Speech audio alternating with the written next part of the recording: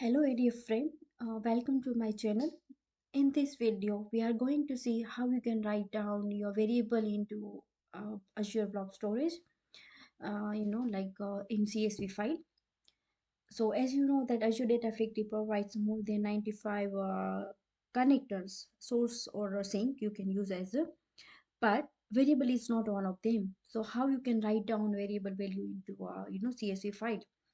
So for that, this is a second solution. So we are using with web activity, and earlier we have seen with copy activity as well, same things.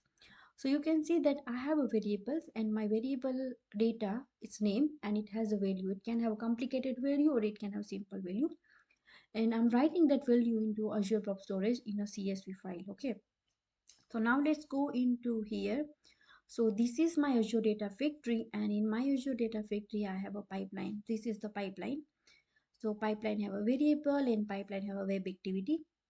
And this web activity is calling the blob storage REST URL. So this way, if I want to access a blob storage, then my Azure Data Factory must have one permission. So for that, you need to come into a blob storage. So this is my blob storage, and you need to go to access control, and here you need to provide a permission. So you need to assign a role to your Azure Data Factory. So that role is a storage blob.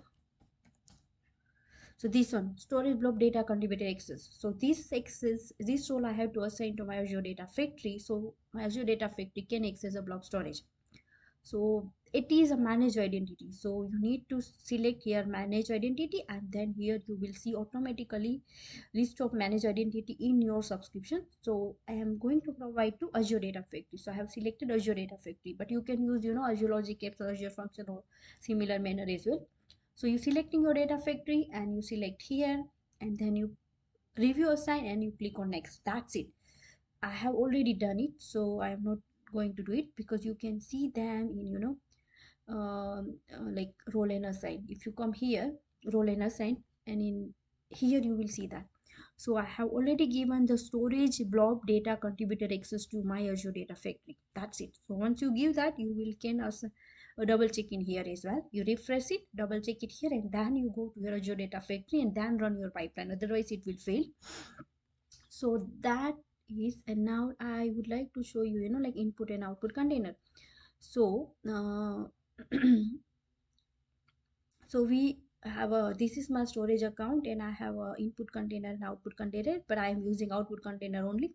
But in case you want to know that how you can assign value to your um, value to your URL, then you can just go to here in overview and you copy this. That's it. And that is just if I go to here, I can show you here. So it's just a URL. So you can see that it's a HTTP URL. This is my blob storage URL, and this is a container, but I'm writing into output container. You can have a different container as well here. And this is the one I would like to concat my, like how my file will look. So I am concatenating with the data underscore, date time and .csv. That's it. You can have a different name as well here if you like. So that is the URL part. So that's it. And you need to use a put method because you are writing to a blob storage, and this is the variable. So this part here you need to choose your variable. I have used item variable, so I have added here. And this part you need to keep as it is because we are using manage your resource. So this information we need to select, and it is the same all even in your environment as well. So that's it. You only need to change URL and items. That's it. And item is like I have here variable item, and I'm setting here in a static value here. So actually it's not supposed to be quotation, so I'm just setting here value. That's it. So this is my pipeline, and here I have variable, and variable have a value, and that value I'm going to write into blob storage. So that one you will see in output container. So if you go to container, and if you go to output container, Once I run my pipeline, you will see results here. So let's run a pipeline. So let's run this pipeline, and you will see here result. So here my variable executed successfully and it has a value 20. So when I see in here output container, you will see the file with a value 20. So this is still in progress. Access done successfully. So if we go here and we refresh this, then it new file will create, and this file if you open, and here you will see the value, and that value is 20. Okay, so that's it. So that is one example. And now let's go back in here. Let's close this out. So here, so this is the first and simple example, but in real time you don't have that simple example. Sometimes you have this logic inside the for each loop. So that is here. So here you can see I have same logic, but I have inside the for each loop. So that is sometimes you have requirements that it should be iterative way. So here you are writing variable, updating variable and writing blob storage in same time. So that is one pattern. And another pattern is, like you just opening the all information and writing at the end of the for each loop execution. So this is the another example. So here you can see that uh, I'm calling them one dummy API, but you can create a call here, Salesforce API or a Dynamics 365 API or a store procedure or triggers or not triggers, sorry, store procedure or a metadata activity or a lookup activity or that kind of things. And that information list you passing into for each loop. So for each loop will append those value and do some calculation. And then once append variable have all information, at the end of this execution, finally you writing into blob storage. So that's it here. So you can see that here finally I'm writing into same output files in a container, and here my just variable are different, other informations are same.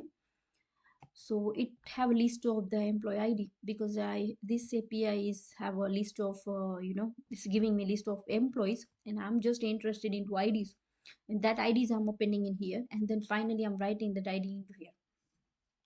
So these are the three examples, but I can show you here in line like that. So this is the one example we have seen. Then we have seen this example, like you have a list of API calls, you are calling some APIs, and this is the first API's results, and this is the second API's results, and you can have more than one two APIs as call as well. So finally you are writing that result into file, blob file. So here you can have a 10 records. If you have 10 records in and your API is run 10 times, then your append variable also have 10 values, and that finally you writing into APIs. So this logic can be inside your for each loop. So it's this one. So here you can see that this is my for each loop, and inside I have web activity. But this web activity is calling, some REST API or maybe Azure function or CRM 365 or Datify or maybe Salesforce API here. And then it return a result. Every time it's called, it store the return result into open variable. And once finished this execution, it generate one kind of the reports and store into CSV file. So this is a way I have used in some of my scenario. This API can return successful, or maybe my call is success or fail. So here I'm storing the results of either success or fails. It's it giving me the reports. And this is another one that outside of for each loop you are calling web activity or lookup activity or metadata activity or maybe store procedure, something which give you a list of the stuff or items in here for each loop settings, and then for each loop will use one by one iterative manner items, and it's append something here like expression or calculation, and then finally it's writing into using web API, using web activity in a blob a web activity with a blob REST URL and writing into CSV file. So these are the few scenarios you can use that. So with that, I would like to thank you for listening me, and look um, keep watching my video. Thank you.